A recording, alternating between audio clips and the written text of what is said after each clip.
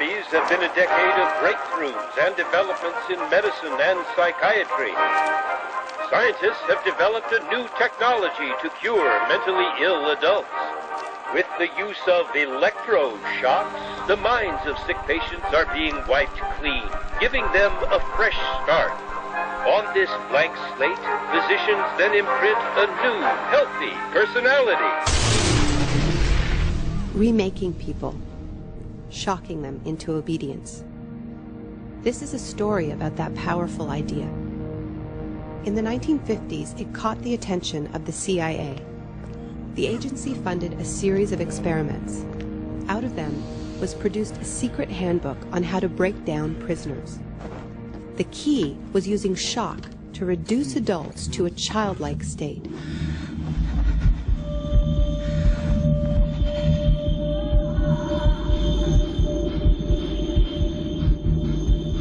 It's a fundamental hypothesis of this handbook that these techniques are in essence methods of inducing regression of the personality. There is an interval, which may be extremely brief, of suspended animation, a kind of psychological shock or paralysis. Experienced interrogators recognize this effect when it appears, and know that at this moment the source is far more open to suggestion, far likelier to comply than he was just before he experienced the shock.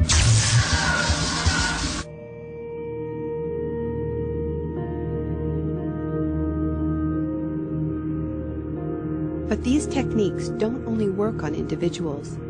They can work on whole societies. A collective trauma, a war, a coup, a natural disaster, a terrorist attack puts us all into a state of shock.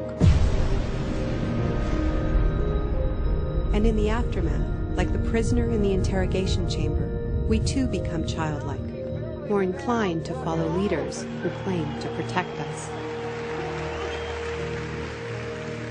One person who understood this phenomenon early on was the most famous economist of our era, Milton Friedman.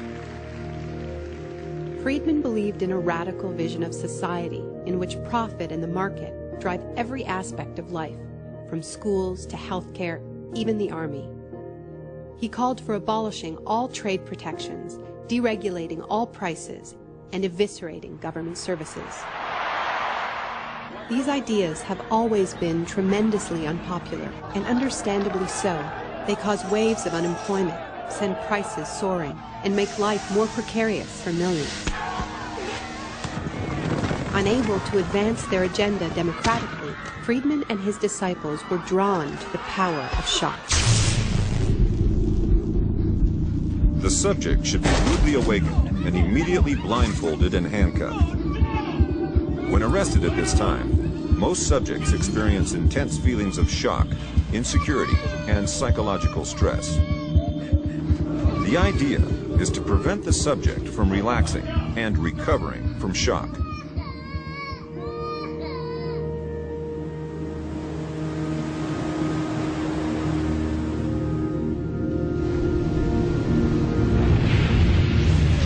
Friedman understood that just as prisoners are softened up for interrogation by the shock of their capture, massive disasters could serve to soften us up for his radical free market crusade. He advised politicians that immediately after a crisis, they should push through all the painful policies at once before people could regain their footing.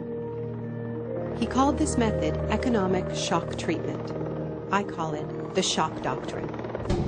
Take a second look at the iconic events of our era, and behind many, you will find its logic at work. This is the secret history of the free market. It wasn't born in freedom and democracy.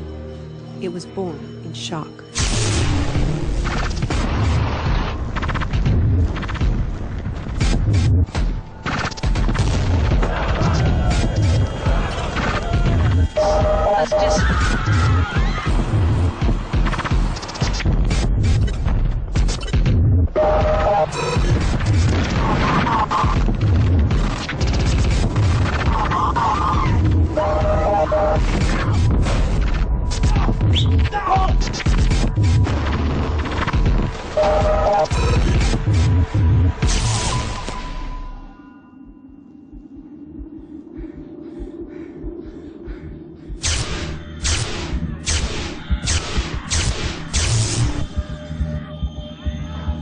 Isolation, both physical and psychological, must be maintained from the moment of apprehension.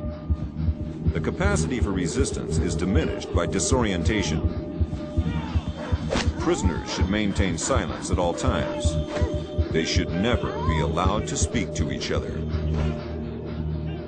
There's one other thing I've learned from my study of states of shock. Shock wears off.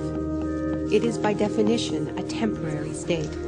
And the best way to stay oriented, to resist shock, is to know what is happening to you and why.